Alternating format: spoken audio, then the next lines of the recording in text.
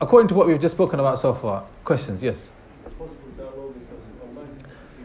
Yes, we can, inshallah. We'll try to put it on a Dropbox and put the link up on Redbridge Islamic Centre Facebook page, inshallah. Any other questions?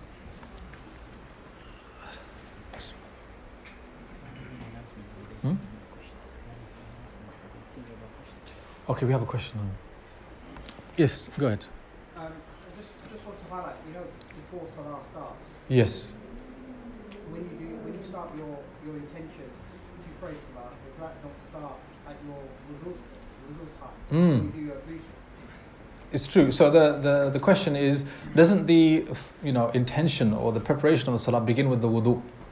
It is true, no doubt. When you're making wudu for a Salah, then you've already begun that process, that step towards a meaningful prayer. And if you're conscious that this is a preparation for the Salah, it helps, definitely. But obviously, sometimes the wudu is there, stainless steel, it lasts the whole day sometimes.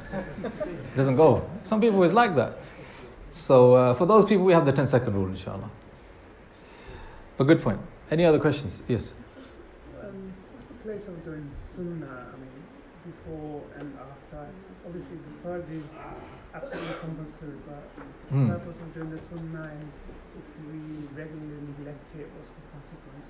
So the purpose of the Sunnah, the brother is asking about the purpose of the Sunnah. So for example, Dhuhr is 4 rak'ah fard, but then there's 4 before, which is voluntary, and 2 after, which is voluntary as well. The scholars, they say that the Sunnah, the Sunan, al-Rawatib they call them, they are meant as a form of compensation for the obligatory part of the Salah. As if to say that when you do offer your prayer, it is always going to have shortcomings. Maybe, some heedlessness of the heart or some distractions, etc., etc. How can one compensate for those shortcomings? Offer the Sunnah. The 4 before Dhuhr and the 2 afterwards, they all come together in order to cover up those shortcomings. As for missing them, yes, according to most scholars, it is not a sin to miss them, but definitely it is a lost opportunity, and it is something that we should not be in the habit of. People at work, usually they tend to miss their Sunnah prayers. Yes, I remember once, subhanAllah, I was working in a pharmacy, and there was a guy who was working with me. He was Sikh, and he knew a little bit about Islam, and we were speaking about Islam a little bit as well. Then it was time for Maghrib, so I went to pray. So I prayed my Salah, okay, because he was the only one in the pharmacy and me. I thought maybe if I pray the Sunnah as well, it will get too long. So I'll pray afterwards. So I prayed, I came back out into the pharmacy, and he said, wow, that was really quick, And I was so embarrassed. I think to myself, I got a non-Muslim telling me that my prayer is so short. I thought to myself, subhanAllah, we should make the time. Yeah, if you have to rearrange your breaks or your lunchtime so you can include your Sunnah prayers, why not do that? Why not do that? Don't get into that bad habit of missing the Sunnah prayers. Okay, any other final questions? Yes, Abdullah. I'm aware that Isha is quite late, that's why I'm not lengthening the class too much. Inshallah, next week I think it will go to 8:15, and then shorter the week after, so we'll make the class a little bit longer. Yes, go ahead. I wanted some advice, because on weekdays we have school, Mm. and with Fajr, so coming to the mosque, it will be long, and by the time we get back, it will be school time. So I wanted to have advice, would you sleep between that time coming back and then by the school? Okay, so the question, how old are you, Abdullah? 13. The question is that because of school and because Fajr is quite late, if we come to the masjid for Fajr and then we go back home and there's some time, do you recommend we go to sleep? To be honest, it depends on the person. However, sometimes what happens is that if you go to sleep after Fajr, it's the worst thing you can do. Because when you wake up after a 1 hour nap or half an hour nap, you wake up even more tired than when you went to sleep. Yeah, and there's a science behind it as well. They call that the sleep cycle. And if you wake up in the middle of a sleep cycle, you wake up very groggy, and drowsy. But if you wake up at the end of a sleep cycle, which some say is 90 minutes long, then you can wake up fresh. So if you went to sleep for 2 sets of 90 minutes and woke up, there's actually an app. I've tried it. I think it actually works. If you wake up at the end of a sleep cycle, then you can actually wake up as if you had a long sleep.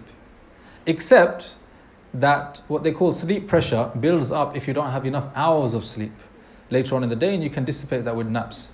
Anyway, that's the science behind it. But what I would say is that tawakkal ala Allah, habibi. Rely on Allah. Yes. Come to Fajr in the masjid and go to sleep early.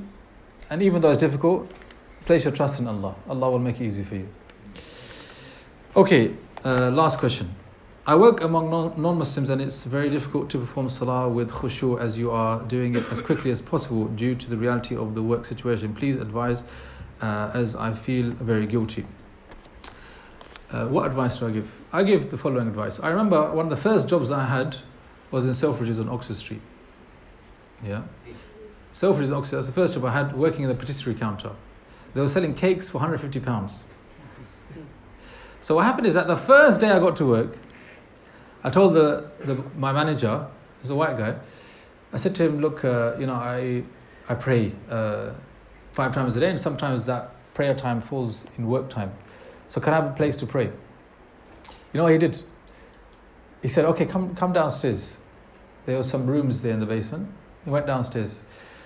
And he's walking through the corridor, and he just opens up a door, and there's like 4 guys sitting there, just chilling, having a break. He says, can you guys leave the room, please? Asim wants to offer his prayers. So they leave, and he says, you know what, this is going to be the prayer room now.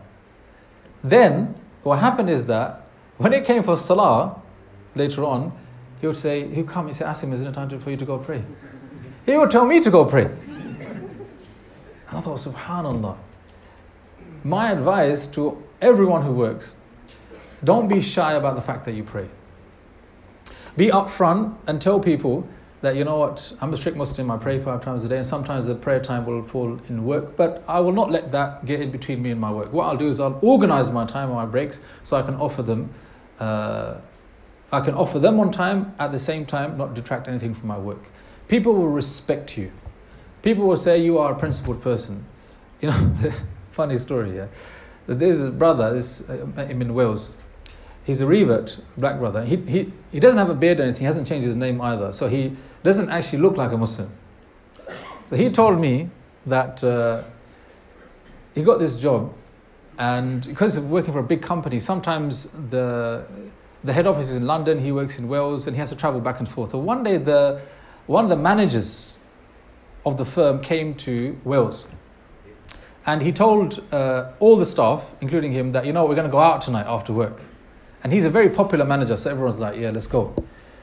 Now the brother, he started feeling anxious. Why?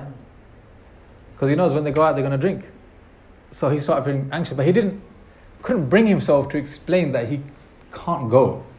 So what happened is that when the time came for the end of the day, everyone's getting ready to go. He said, listen, I can't go, I'm going home, bye. He just went.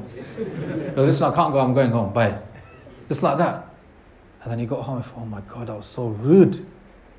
So what he did is that he phoned the manager the next day.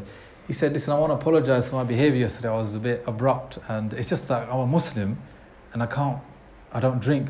And he goes, yeah, we weren't going to make you drink. He goes, no, I can't even be around alcohol. He goes, but what I promise is that when I come to London, I'll take you out for a meal. How does that sound? He goes, that sounds fantastic. Now the day came that he goes to London, and he's working, and that manager's there. Now he knows he's got to take him out that evening. But as that time is coming, he's getting nervous again, because he's thinking, you know, even if I take him to a halal restaurant, he's going to want to drink beer. He's thinking in his mind. So when the end of the day came, what did he do? See you later, mate. But he went home. He went home. So what happened is that he said the next day, the same evening, one of the Muslim colleagues phones him. He said, do you know what the manager is saying about you? He said, oh, I'm dreading this. What's he saying about me?